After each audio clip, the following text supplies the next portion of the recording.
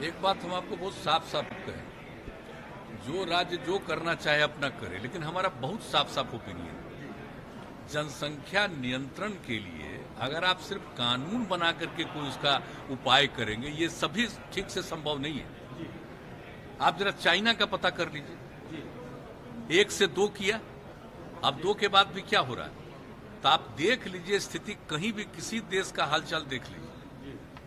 ये सबसे बड़ी चीज है कि जब महिलाएं पूरे तौर पर पढ़ी रहेंगी तो इतनी जागृति आती है, इतना कॉन्शसनेस होता है कि अपने आप प्रजनन दर घटेगा।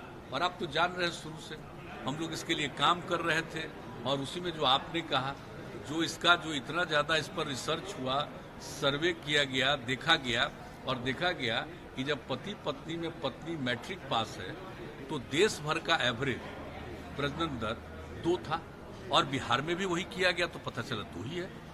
लेकिन अगर +2 तक पढ़ी हुई है, इंटर पास है, तो देश का उस समय आया 1.7 और बिहार का आया 1.6।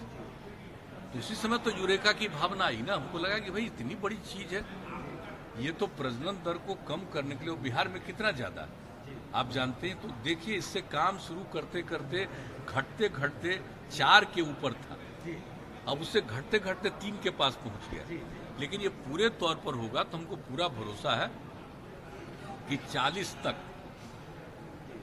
हमको जो लगता है, मेरा अपना व्यक्तिगत जो हम पूरा का पूरा करते हैं कि 2040 तक जरूर ये वृद्धि नहीं रहेगी और उसके बाद घटना शुरू होगी।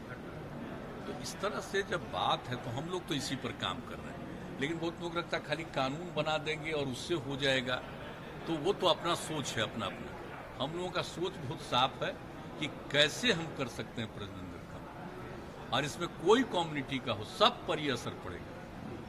जब महिलाएं बिल्कुल पढ़ी लिखी होंगी तो आप देख लीजिए, कोई कम्युनिटी का हो तो आप पता कर लीजिए, तो इसमें होगा।